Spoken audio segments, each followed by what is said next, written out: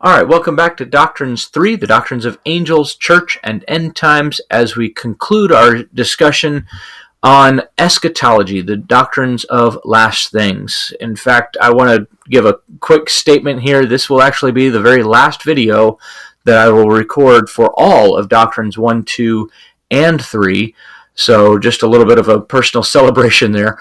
But as we talk about this very last thing, the New Jerusalem, the eternal state for believers. There's so much to be said about this, about the New Jerusalem, about heaven itself. What will it be like? The Bible gives us a lot of information, although some suggest this passage in Revelation chapter 20, 21, and 22 refers to the Millennial Kingdom. It should be regarded as the eternal state because chronology suggests this. In Revelation 20, it talks about the 1,000 years of Christ where Satan is bound, and Satan is loosed, and then he's condemned, and then you have the passing away of the old heaven and the old earth, and then the New Jerusalem. And that is after the great white throne, and after those are cast in the lake of fire, then you have the description of the New Jerusalem, which is the eternal state. So don't get these two things confused. The Millennial Kingdom is here on this earth. It takes place in this present reality, on this present earth. The New Jerusalem is in the new heavens and the new earth, and that's where we talk about heaven, if we want to use that word. Revelation 21, the final eternal abode for believers, is described as the new heaven and the new earth. Old heaven and old earth are renovated by fire because they were the domain of angelic and human rebellion against God. Just like we talked about the temple not being able to remain because of the sin done in it, Jesus Christ has to dismantle it and then rebuild it. The same thing goes for the earth itself. Jesus Christ will not allow this earth to continue because there was sin done on it. He will obliterate this earth. He will obliterate this present reality, and then we will be ushered into the new earth and the new heaven. Now, there's some question as to whether this means that the earth itself will just be burned with fire all over the surface of it, but mostly it'll remain intact. Or does this mean like the end of all material matter that exists right now, and God will then recreate ex nihilo, out of nothing, the new heaven and new earth? I don't know. There's a lot of evidence on both sides, lots of disagreement amongst theologians as to whether it's the one or the other. But we do know that the redeemed believers of all ages, Old Testament, New Testament, the church age, the tribulation state, millennial kingdom, all believers will live in the New Jerusalem on the new earth. It is important to make the distinction between the terms heaven and the New Jerusalem or eternal state. The word heaven, if you remember, we talked about heaven being the abode of God. That's the intermediate state. That's where God dwells now. However, if Revelation 21 verse 3 through 4 gives us this tells us that God will make his dwelling with man in the New Jerusalem, that his very presence will be on the new earth, then if God lives here, this is then heaven. This will literally be heaven on earth, on the new earth, the New Jerusalem. So while there is a distinction between heaven itself currently, where God abodes right now, and where God will abode for all eternity, but since this life is just a vapor, most of the time we will be most of eternity will be God living in the New Jerusalem with us.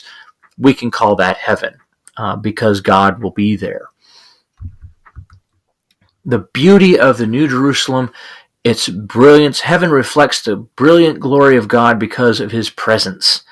Because God is there, the glory of the New Jerusalem is the Shekinah glory of God himself. Just like we said, the lake of fire is the Shekinah glory, the presence of God, the burning, fiery presence of God. This is the shining radiance of his light, which comes from the presence and the glory of God. We see this all throughout the Bible referred to as like looking into a furnace, the bright light that comes from it, or bright shining like the sun. We talk about that even in a popular hymn, Amazing Grace, bright shining as the sun. So let's talk about this city, its brilliance, its the beauty of the New Jerusalem, its walls and its gates. The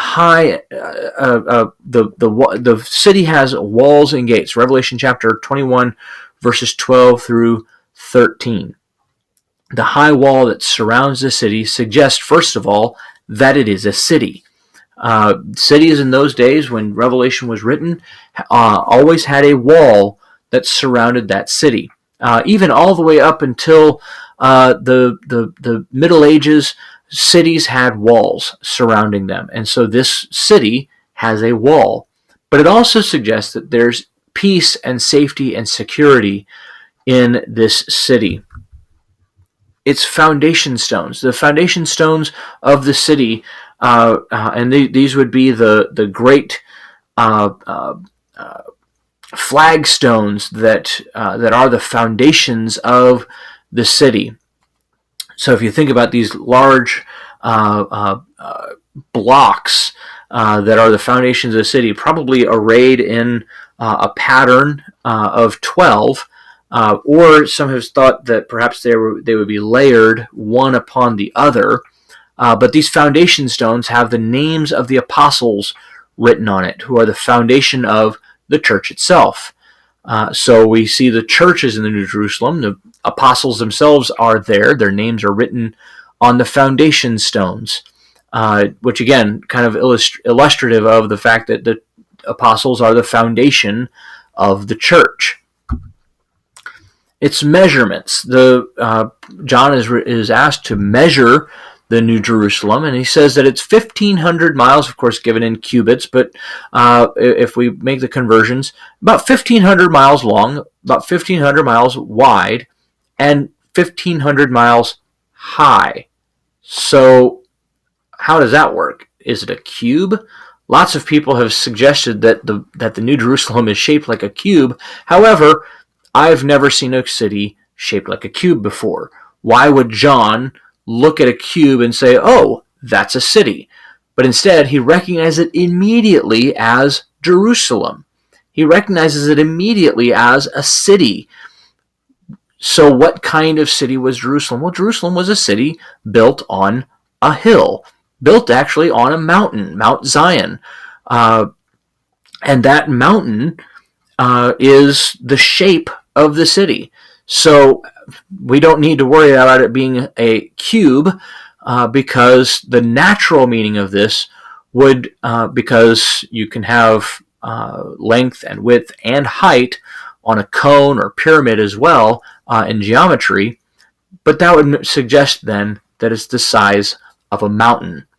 Of course, that mountain would be huge. To just think about that for a second, it would be about the size of the state of Alaska. And, of course, Denali, being very, very large, is nowhere near 1,500 miles high. And so if you can imagine the size of the state of Alaska, and then being as high as the state of Alaska is wide and long, that's pretty big. That's a really, really, really big city. And, of course, God's throne is at the very top of that mountain. Here's an illustration. This is from Clarence Larkin. Clarence Larkin lived about the turn of the 20th century, early 1900s, and did some really cool artwork depicting lots of different timelines and such like that. Was a dispensationalist, and one of these pictures, he gives us what I think is a really good picture of the New Jerusalem. See how he has it as that pyramid shape or that mountainous shape, and of course there he has the river of life going through the middle of it. He has the street of gold, by the way, one street of gold. Look it up. And of course, then the tree of life that goes through the whole city. One of my favorite parts of this, if you think about it, of course, his street goes straight up the mountain. I would imagine, since it says that it goes through the whole city, that the street perhaps would wrap around the city, going up the mountain in kind of like a spiral up the mountain to the very top. And that way, the street itself, just one street, goes through the whole city. The river then also going through the whole city, perhaps running alongside that street, going all the way through the city. Then, of course, it says the tree of life also ran through the whole city. Now, how does a tree run through the whole city? In fact, it says that the tree is on both sides of the road. How does that work? How does a tree be planted where it's going all the way through the city? Now, there's a tree, and this is, again, pretty speculative, but there's a tree in South America that actually looks like a forest. It's one of the largest organisms, actually the largest organism in the world. It's one tree that is the size of a forest. And what happens is that the root system is all along the ground, all under the ground, but it's one tree, and then the individual trees are just simply branches of the one large tree. So it very well could be that this one tree permeates the entire city, and that just different shoots or different branches of that tree then sprout up all over the city. Now, again, for lack of time here, we don't have time to go into every single detail of this, but it does say that the tree then has 12 different fruits on it to indicate the 12 that each fruit in its is in its month. Now, here's a question: how do we know that months are passing? There is no sun. There is no moon. Time does not exist. Light is continual. God's radiance is throughout the whole city. It's very likely that what John was referring to here was not that the 12 fruits go in turn, like once a month each. Then you have every month a new fruit comes along. But perhaps it means that every month, every fruit is present. And so that different sides of the tree or different portions of the tree have different fruits on them, that all 12 fruits, and again, we don't know what the 12 fruits are. I'm really hoping that there's a fruit that's bacon flavored. We all will be vegetarians. There will be no eating of meat in the New Jerusalem.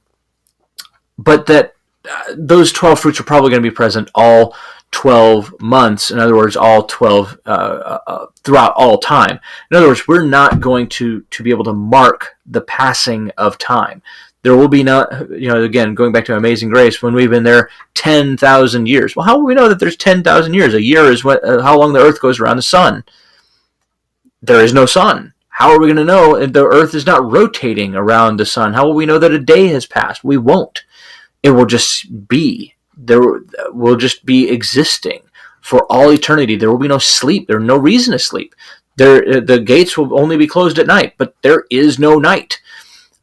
So as we look at this, then we have the 12 gates of the city with the 12 tribes of Jerusalem on there, and all of the different precious stones that it's made of. One final thing I want to say while I still have this picture up is that the 12 different jewels or gems that are used of the New Jerusalem here are all different colors naturally. They're greens and blues and reds and purples and oranges and yellows. Now think of this for a second, that God's light is pure white, and it's permeating the city. We know that the street of gold is like transparent glass. And so if you think about all of the city, if all of the buildings and all of the places are made from these precious jewels, and God's light is permeating, it's going to look like a rainbow. All those depictions that you see in movies and television where everything is just pure white and that's all you see is just white. I believe that what we're going to be seeing is color everywhere as God's radiance reflects and refracts throughout the whole city. Okay? It's adorned with brilliant, costly stones, further reflecting and refracting the Shekinah glory of God. And remember, when light refracts through a prism, it breaks into a rainbow. So again, the brilliance of the city itself, its availability. No longer is there a mediatorial priesthood. Every inhabitant can go directly before and have immediate access to God himself. The city will be illuminated by the Shekinah glory of God. There will be no celestial lights. There are no sun or moon or stars. Even if there were, we wouldn't be able to see them because God's radiance would be so brilliant that it would block out any sun or moon or stars that might be present. So we wouldn't even know. Now, one thing that my wife always tells me, and it says that there will be no sea. She laments the fact that she grew up on the coast of Oregon or near the coast where she could go to it, and she laments the fact that there will be no ocean. But think of what oceans represent. The great salt waters that are undrinkable, that cannot be, that divide nations, and really are uninhabitable. That does not say that there will be no water in the kingdom. Obviously, there's the river of life. It's very likely, we're talking, again, the city is huge. It could be that the river itself in places could be pooled into lakes and into ponds and into other places throughout the city. And again, we don't know what's beyond the city, what's outside of the city. We do know that there's gates where we can go and to and from regularly. We're not told what's outside the city. There could be, again, lakes and other things outside of the city, other natural things that we could go see outside the city. Again, not really sure what's going on out there. We're only told what the New Jerusalem looks like. But I would imagine that it'll be good enough that it'll far outstrip any of the beauty of this present earth. Its purpose, the ultimate purpose of the eternal abiding place of believers, is to bring glory to their Lord. We will worship God forever. And of course, that great verse there in chapter 21, verse 3 and 4, that God will make his abode with man.